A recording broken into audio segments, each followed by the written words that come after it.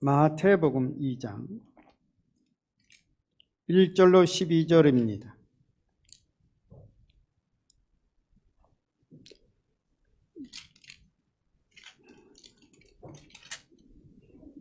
교독하겠습니다.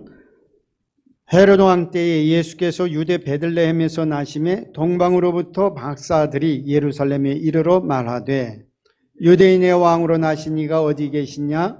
우리가 동방에서 그의 별을 보고 그에게 경배하러 왔노라 하니 헤롯 왕과 온 예루살렘이 듣고 소동한지라. 왕이 모든 제사장과 백성의 서기관들을 모아 그리스도가 어디서 나겠느냐 물으니 이르되 유대 베들레헴이오니 이는 선지자로 이렇게 기록된 바 또 유대 땅 베들레헴아 너는 유대 고을 중에서 가장 작지 아니하도다. 내게서 한 다스리는 자가 나와서 내 백성 이스라엘의 목자가 되리라 하였음이니이다. 이에 헤롯이 가만히 박사들을 불러 별이 나타난 때를 자세히 묻고 베들레헴으로 보내며 이르되 가서 아기에 대하여 자세히 알아보고 찾거든 내게 구하여 나도 가서 그에게 경배하게 하라. 박사들이 왕의 말을 듣고 갈새 동방에서 보던 그 별이 문득 앞서 인도하여 가다가 아기 있는 곳 위에 머물러 서 있는지라. 그들이 별을 보고 매우 크게 기뻐하더라. 집에 들어가 아기와 그의 어머니 마리아가 함께 있는 것을 보고 엎드려 아기께 경배하고 보배합을 열어 황금과 유향과 몰약을 예물로 드리니라. 그들은 꿈에 헤롯에게로 돌아가지 말라 지시하심을 받아 다른 길로 고국에 돌아가니라. 아멘. 아멘. 지금부터 2000년 전에 저 유대 땅 헤롯 왕이 다스리던 시대에 예수님께서 태어나셨습니다. 베들레헴에 태어났는데 베들레헴의 뜻은 떡집이란 뜻입니다. 떡집 베들레헴. 그런데 생명의 떡이신 예수님께서 베들레헴에 태어났다. 큰 의미가 있는 것입니다. 그래서 미가 선지자는 베들레헴에 태어나는 예수님에 대해서 예언하기를 베들레헴 에브라다야 너는 유다 족속 중에 작을지라도 이스라엘을 다스릴 자가 내게서 네게로 나올 것이라. 그의 근본은 상고의 태초애니라 이렇게 말했습니다. 떡집 베들레헴에서 인류의 생명의 떡이신 예수 그리스도 구세주가 태어날 것을 미가 선지자가 예언한 것입니다. 예언한 대로 예수님께서 베들레헴에 탄생하셨습니다. 그때가 헤롯 왕 때입니다. 이 헤롯은 매우 포악한 왕이었습니다. 자기 아내를 죽이고 장모도 죽이고 자기가 낳은 친아들들을 죽이고 그렇게 포악했습니다. 자기 동생의 아내도 빼앗아서 살고 그야말로 흉악하고 아주 포악한 그러한 왕이었습니다. 그런데 이렇게 아주 비인격적이고 포악한 헤롯이 통치하던 때에 예수님께서 태어나신 것입니다. 그런데 동방 박사가 오더니 유대인의 왕으로 태어나신 이가 어디 있느냐 하는 것입니다. 헤롯 왕이 유대인의 왕이 어디 있느냐 이 말을 들으니 얼마나 놀랍기도 하고 당황했겠습니까? 그렇지 않아도 포악한 왕이 자기의 가족도 죽이고 아내도 죽이고 친아들도 죽일 만큼 포악한 왕이 아니 내 자리를 위협할 유대인의 왕이 태어났다 소식을 들으니 얼마나 포악한 일을 했겠습니까? 그래서 유대 땅 베들레헴에 있는 2살 이하의 모든, 예수님이 태어난 때를 계산해서 2살 이하의 모든 어린아기를 다 죽이라고 명령했던 왕이 바로 이 헤롯 왕입니다. 오늘 우리는 오늘 성경에 그보다도 예수 탄생의 소식을 듣고 예수님을 맞이하는 자세를 통해서 교훈을 얻고자 합니다. 첫째는 헤롯은 예수님이 태어났다는 소식을 듣고 예수님을 죽이려고 했습니다. 왜냐하면 예수님이 자기의 자리, 자기 헤롯 왕의 자리를 차지하기 위해서 온 줄로 알았던 것입니다. 그래서 예수님을 죽이려고 했습니다. 그런데 이 헤롯 왕이 미처 깨닫지 못했던 것이 있습니다. 왜냐하면 예수님은 메시아이십니다. 만왕의 왕이십니다. 온 인류의 왕이라는 말입니다. 메시아라는 말입니다. 메시아로 오신 예수님께서 보잘것없는, 사람들의 눈에는 대단하게 보일지 모르지만은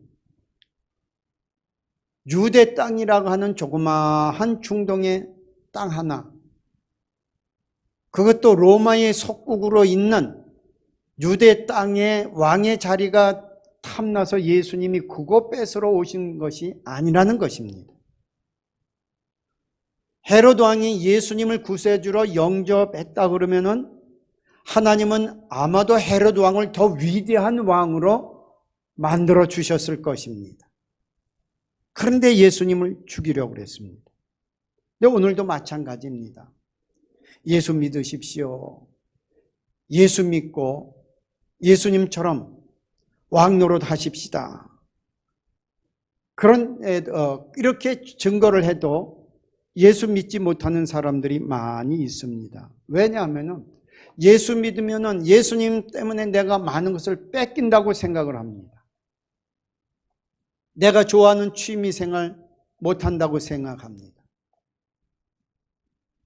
내가 좋아하는 이 주일날 우리는 하나님 앞에 나와서 예배드리는데 인터넷에 글을 쓴 걸 보니까 어떤 여자 청년이 신랑감이 그 친구를 사귀고 결혼을 앞두고 있는 그 신랑감이 참 예수를 잘 믿었던 것 같아요.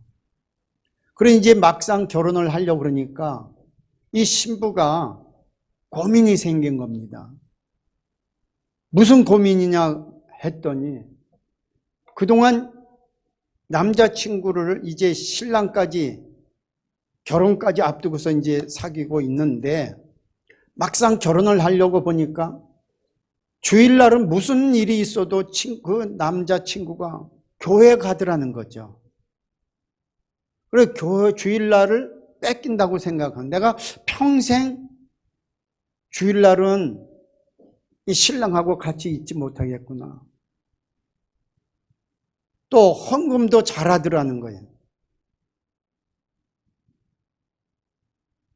그러면서 무슨 행사가 있으면은 또 이번 성탄절 오는데 며칠 전에 글이에요. 이번 성탄절에도 또 분명히 교회 가서 있을 거라는, 교회 행사에 맡은 일이 많더라는 거예요.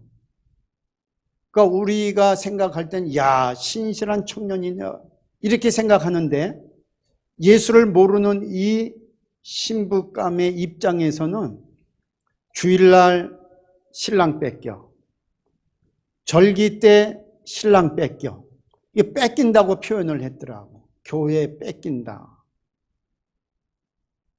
그래요. 사람들이 그래서 예수를 못 믿어요.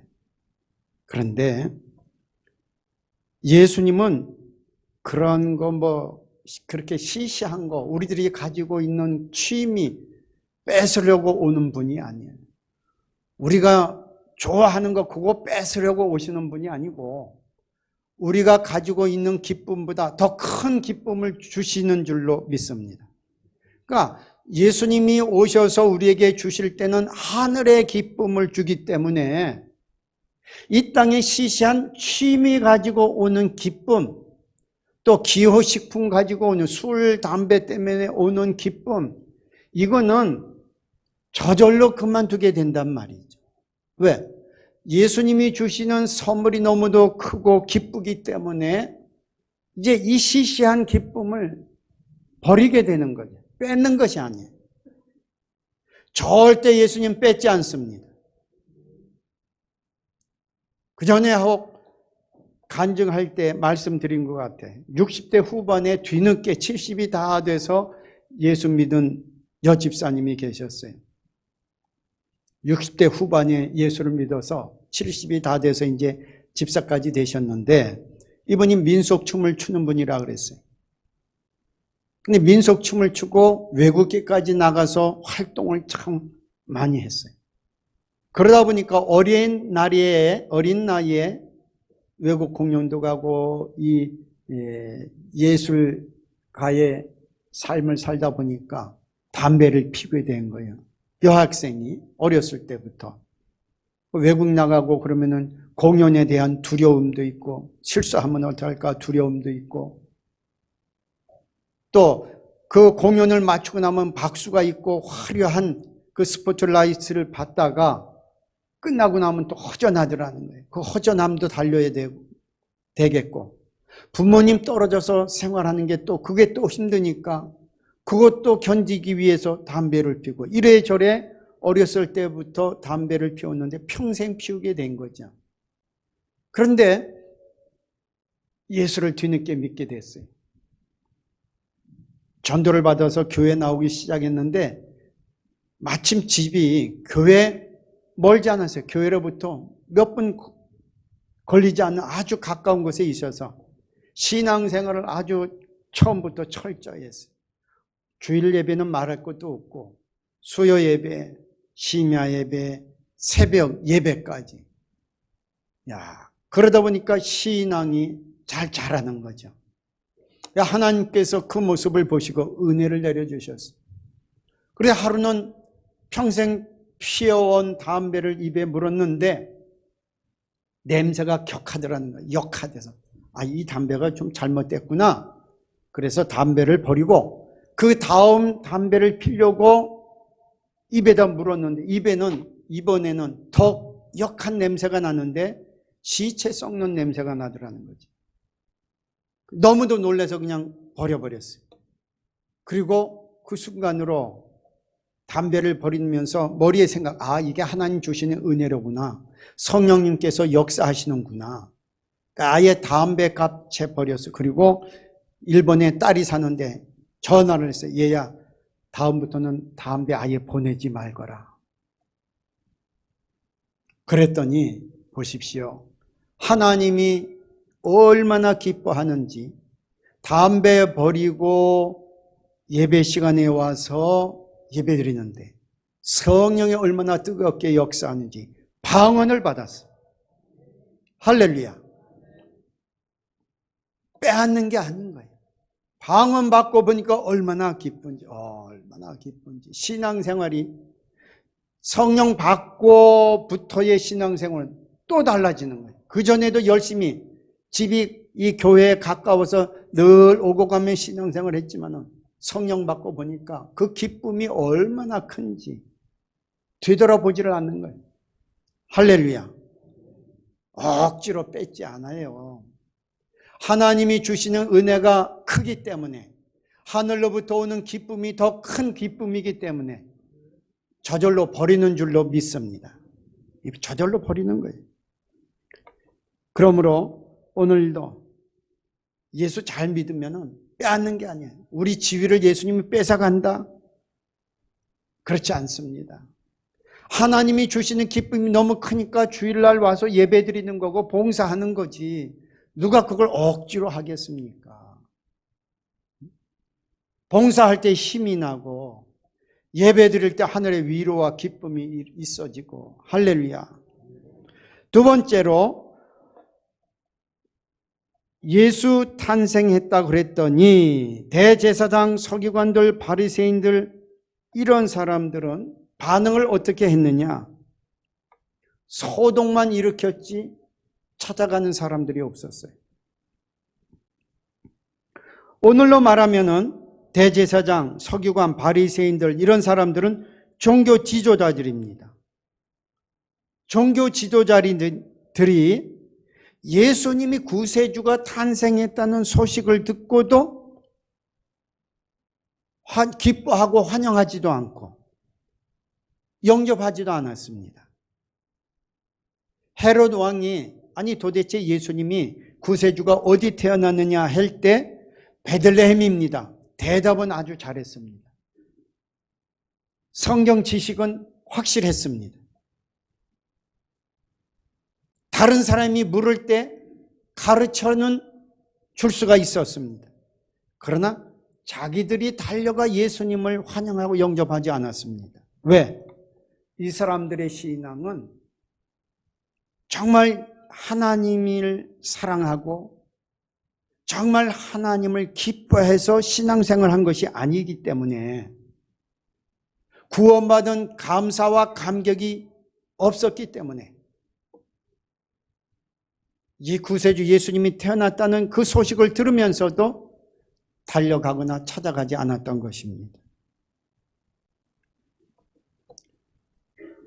이들은 신앙생활이 그냥 습관적인 신앙생활입니다. 신앙생활이라기보다는 종교생활을 한 것입니다. 바리새인들을 성경을 본 예수님께서 이렇게 말씀합니다. 너희들 구제할 때 저 시장에 가서 사람 불러놓고 구제하지 않느냐? 너희들 기도할 때 길거리 모퉁이에 서서 사람들 오고 가는 그 모퉁이에서 두 손 들고 사람들 보라고 기도하지 않느냐? 너희는 사람들로부터 모든 영광을 다 받았어. 하나님의 주시는 영광이 없는 거야. 무슨 말입니까? 종교 지도자들인 이 사람들의 신앙의 대상이 하나님 되지 않고 사람을 의식하고 사람의 인기를 얻기 위한 종교 생활을 했지, 하나님을 사랑하고 하나님을 너무 사랑해서 하는 신앙생활은 아니었다는 것입니다. 문제는 오늘날에도 마찬가지입니다. 오늘날에도 혹 우리 가운데 이 습관적인 종교 생활이 없기를 바랍니다. 특별히 저도 모태신앙이지만은 모태신앙일 때 함정이 하나 있습니다.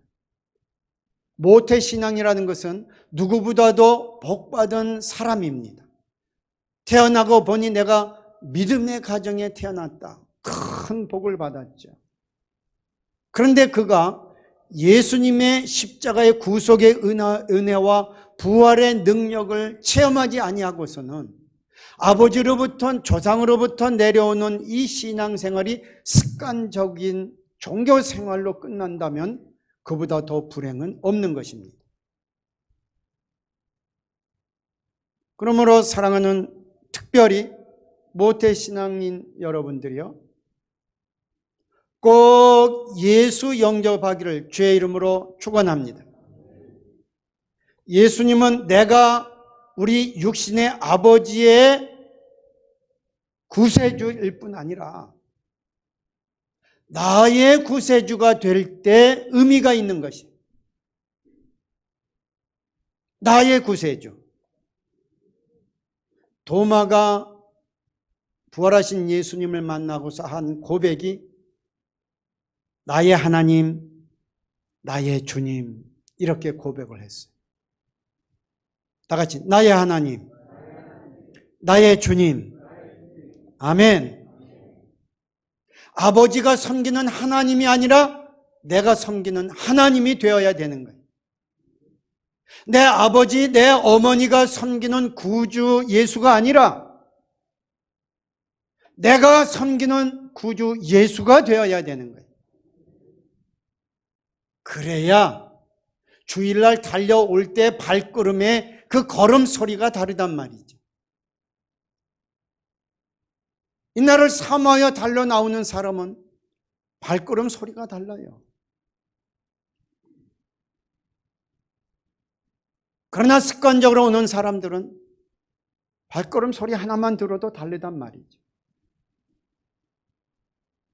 기쁨으로 달려오는 사람, 오늘도 습관적으로 할 수 없이 오기는 오지만 누가 끌어서 오는 것처럼 할 수 없이 질질 끌고 오는 사람 보면 다 보여요.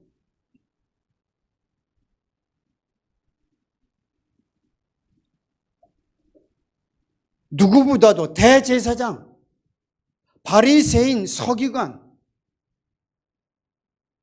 직업 자체가 하나님을 섬기는 사람, 제사장 같은 경우는 대대로 다른 사람에게 가지도 않는 이 구약시대는 예수님 태어날 때까지만 해도 한 지파로 내려오는 양도 할 수도 없는 거룩한 직분입니다.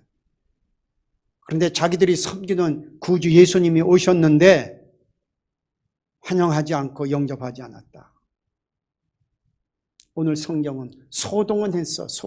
소동만 일으켰지 영접했다는 기록이 없어.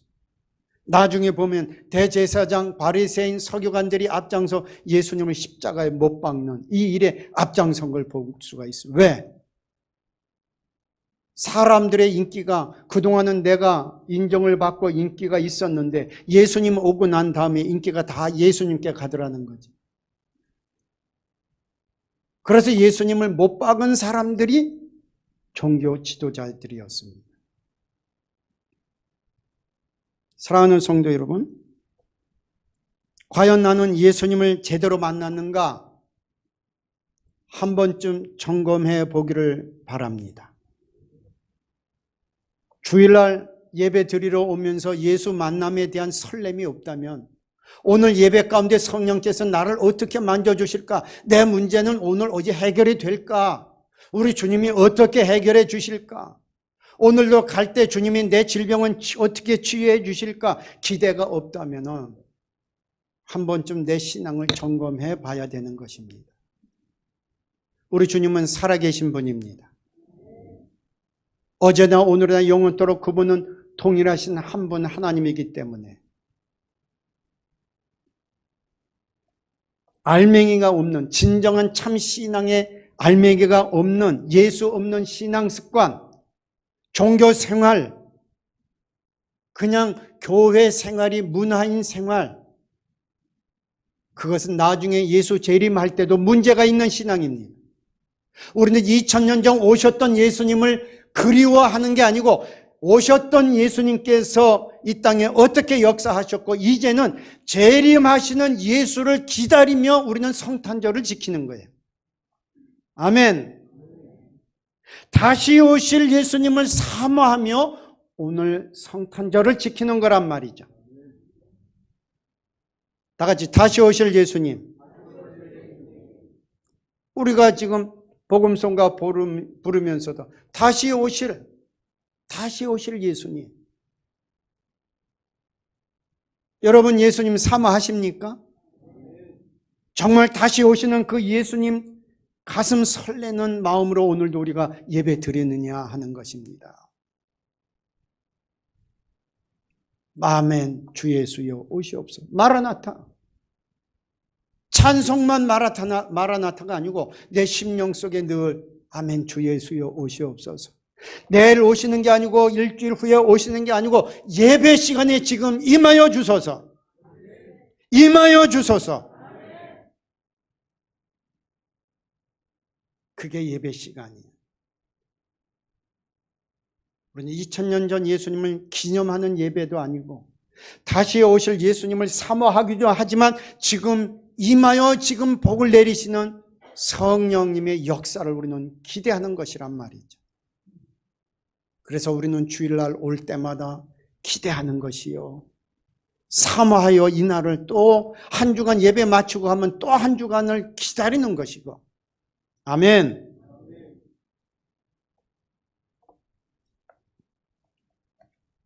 예수님의 탄생은 2000년 전 그래서 초림의 탄생으로 끝이는 게 아니고 장차 재림하실 예수님을 우리는 기대하며 사모하기도 하지만 예배 중에 임하여 복을 주시는 주님의 은혜를 사모하는 것입니다. 주님의 은혜가 예배 시간에 임하기를 주의 이름으로 축원합니다. 세 번째로 동방 박사들의 예수님 찾아오는 이 믿음의 열정을 볼 수가 있습니다. 동방의 박사들은 어떻게 예수님을 영접했고 어떻게 섬겨야 했는가, 어떻게 섬겼던가를 우리는 보면서 우리는 어떻게 예수를 섬길 것인가를 결단하게 되는 것입니다. 이 동방 박사들은 죽음을 무릅쓰고 먼 길을 찾아왔습니다.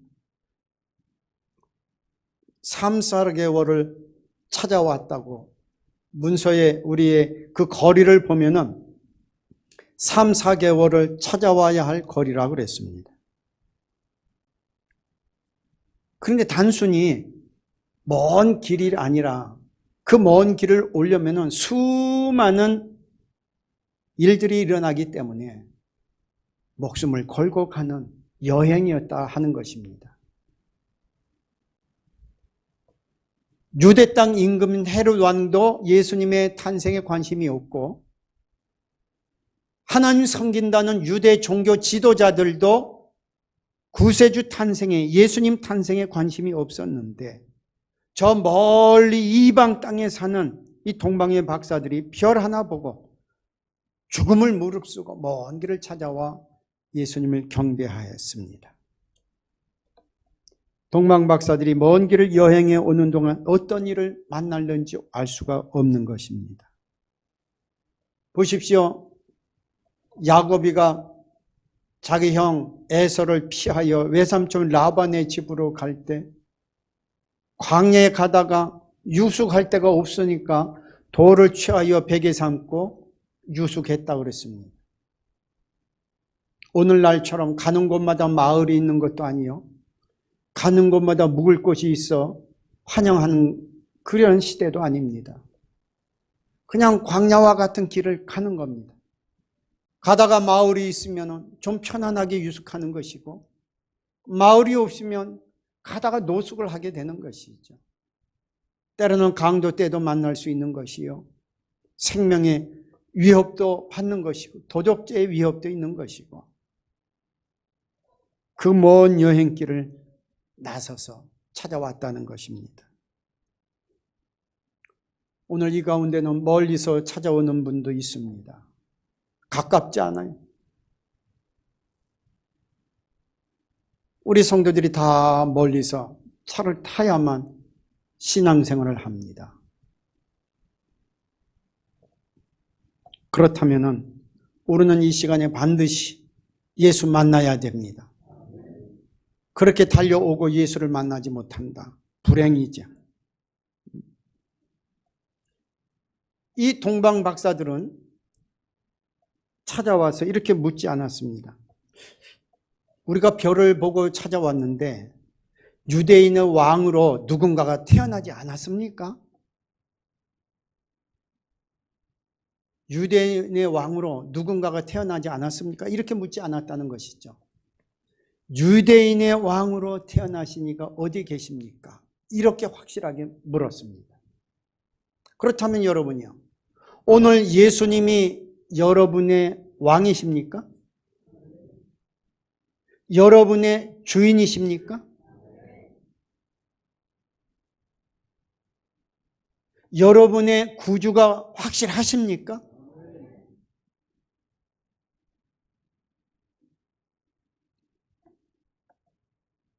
예수님에 대한 신앙의 고백이 확실해야 됩니다. 목사님, 사람이 구원받는 게 여러 가지가 있는데 나는 그냥 예수 믿을 뿐이고 불교에도 구원이 있고 저 타종교도 있지, 너무 이렇게 예수님만 고집스럽게, 다른 종교한테 좀 미안하지 않습니까? 일반 백성들한테도 좀 고집스러운 종교로 보이고. 근데 여러분, 진리는 하나입니다. 하나. 진리가 여러 개인 진리가 있습니까? 그건 진리가 아니죠. 진리가 여러 개가 있다. 보십시오. 2 더하기 2는 4입니다. 맞죠? 내가 산수를 못한다고 그렇게들. 그런데 이 더하기 2는 4인데 4.1이다. 4.2다.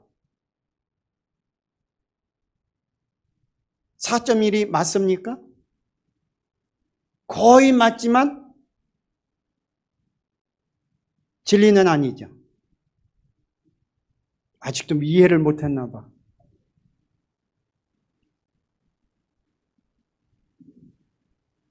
진리는 하나요. 내가 믿는 예수님이 구세이심에 대한 확신이 있어야 됩니다. 그래야 먼 길을 달려가는 목숨을 걸고 예수 만나기 위해서 찾아가는 동방 박사처럼 오늘도 우리가 예배 드리러 오는 이 길에 기쁨이 있다는 거예요. 거기에 기대가 있는 것이. 아멘. 그렇기 때문에 왕이신 예수를, 구세주이신 예수를 찾아오면서 빈손으로 오지 않고 황금을 갖고 왔어요. 황금, 예수님이 왕이란 말이죠. 유황을 갖고 왔어요. 치료제죠, 치료제. 예수님은 나는 치료하는 여호와라 말씀하셨어요. 몰약을 갖고 왔어요. 몰약은 썩는 것을 방지하는 방부제죠. 예수님 썩지 않고 부활하셨습니다. 부활의 첫 열매 예수이신 줄 믿습니다. 그러니까 이 동방의 박사들이 만나가지고 서로 너 뭐 할래? 나 이거 할 거야. 그래? 너는? 의논하지 않았습니다. 자신들의 사정과 형편껏 있는 마음을 다하여 예수 만났을 때 들을 선물을 준비했습니다. 그랬는데 가지고 온 것이 황금이요 유향이요 몰약입니다. 그런데 그것이 성경에 기록되어 주님 앞에 최선을 다하여 드린 예물로 기록이 되어 있습니다. 오늘 우리가 드리는 성탄의 예물이 뭡니까? 마리아가 옥합을 깨어서 예수님께 그 향유를 부어드렸습니다. 그랬더니 가룟 유다라는 제자가 아니 그 귀한 향유를 왜 허비하느냐? 그거 가지고 가서 팔면 300데나리온이나 되는 많은 돈을 받아서 그거 가지고 많은 사람들을 구제할 수 있을 텐데 이렇게 말했지요. 그랬더니 예수님께서 뭐라고 말씀하시느냐? 가만두어라. 저가 나에게 참 좋은 일을 행했도다. 좋은 일이요 나쁜 일이요? 예수님에게 행했더니 좋은 일이라고 칭찬을 해 주셨어요. 왜? 봐라. 가난한 자들은 너희들과 항상 함께 있거니와 나는 항상 있지 않다는 거예요. 그러므로 이 여인이 내게 향유 부음으로 내 장례를 준비했도다. 내가 진실로 진실로 이르노니 이 복음이 전파되는 곳에는 이 여인이 행한 일도 말하여 저를 기념하리라. 할렐루야. 예수님을 기념하는 게 아니고 이 여인이 행한 일도 기념한다 그런 말이야. 아멘.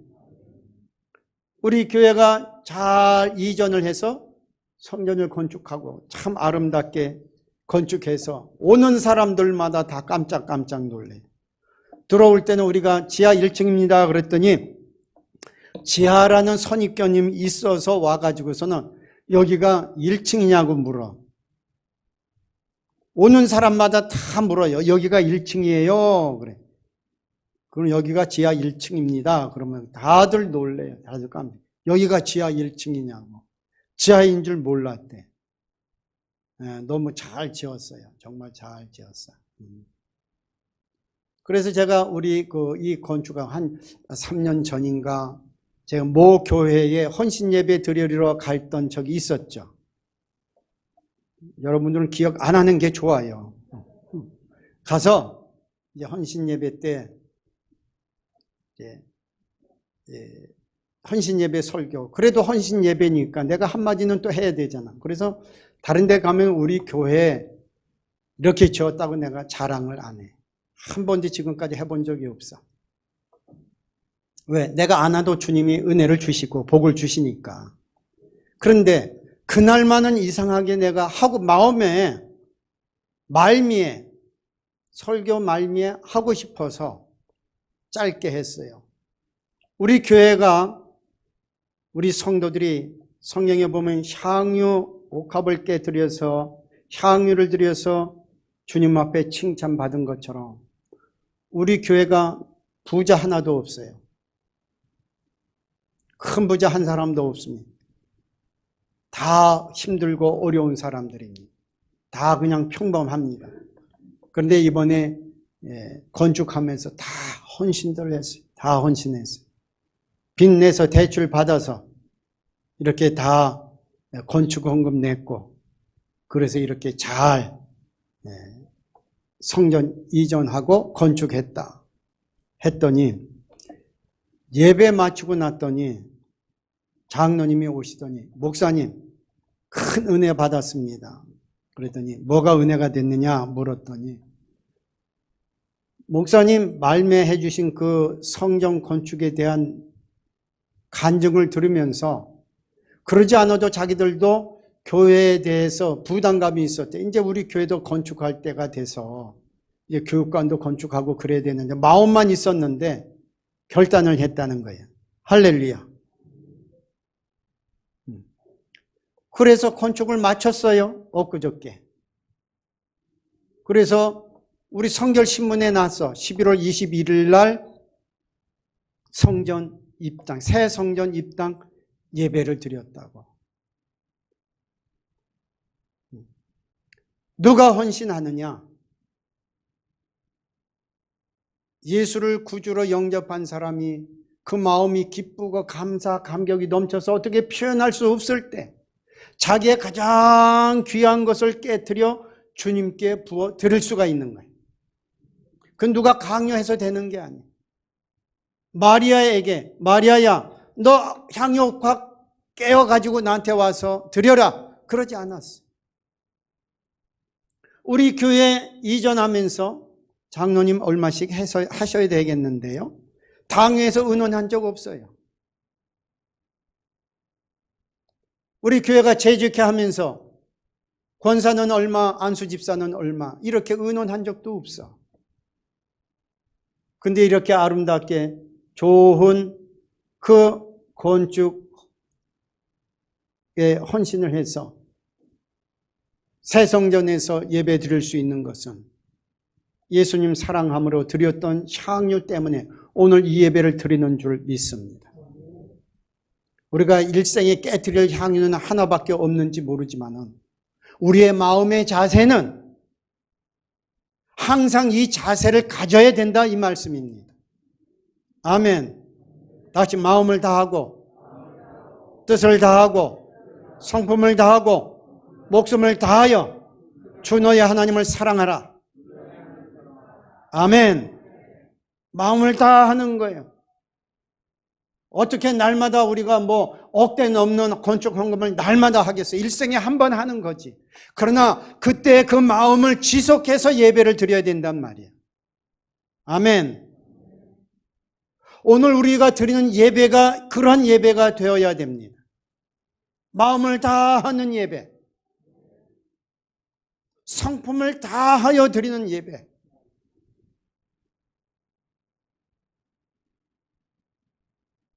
우리가 그 복음송가자 있잖아요. 마음을 다하고 성품을 다하고 뜻을 다하여서 하나님을 사랑하라. 마음을 다하는 거예요. 그러면 어떻게 되느냐? 그렇게 예수님 만났더니 주님의 지시가 떨어졌어요.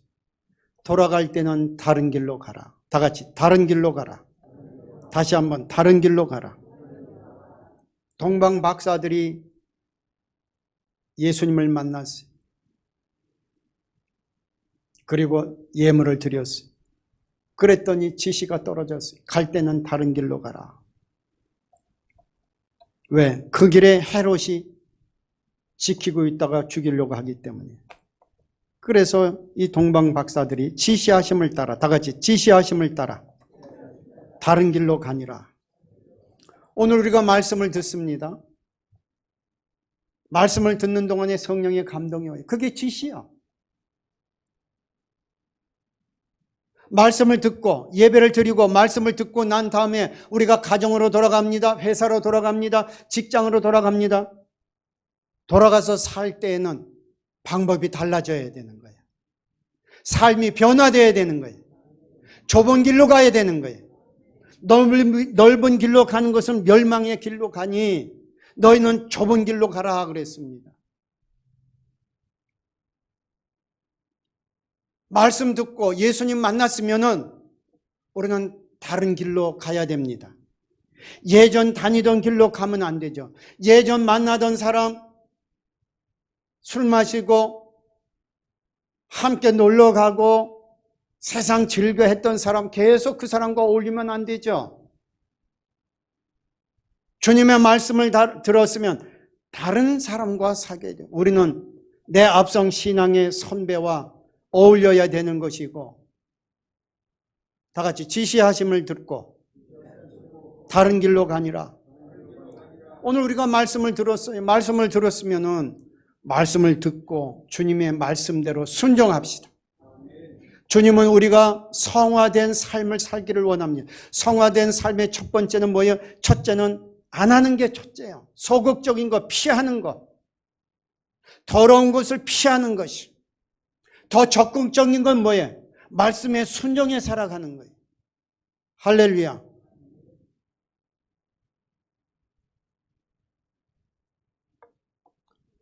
이제 말씀을 마칩니다. 우리 주님은 우리에게 복을 주시기 위해서 오셨습니다. 우리 무언가를 뺏으려고 오신 것이 아니고 오히려 복을 주기 위해서 오셨습니다. 그렇기 때문에 예수님을 더 깊이 사랑하고 내 마음을 다하고 뜻을 다하고 성품을 다하여 주님을 사랑하면 주님께서 큰 은혜를 주십니다. 여러분의 주인의 자리에 예수님을 영접해서 이제부터는 주님 주시는 지시대로 순종해 살아가십시다. 주님 인정하는 복된 자리, 복을 주실 것입니다. 오늘까지 잘 달려왔습니다. 이제 2주간 지나면 2021년도 마무리입니다. 한 주간도 잘 달려왔고 한 달 달려왔고 1년을 또 잘 달려왔어요. 그렇습니다. 우리가 달려가는 길이 다를 때 하나님은 복에 복을 주시고 은혜에 은혜를 주십니다. 오늘도 우리는 바른 말씀의 길로 달려갑시다. 우리 하나님께서 동방 박사들에게 다른 길을 제시한 것처럼 우리가 가려고 했던 길이 아니라 주님은 다른 길을 주셔서 생명의 길로 축복된 길로 인도하실 것입니다. 동방 박사가 받은 은혜가 오늘 저와 여러분에게 그대로 임하기를 주의 이름으로 축원합니다.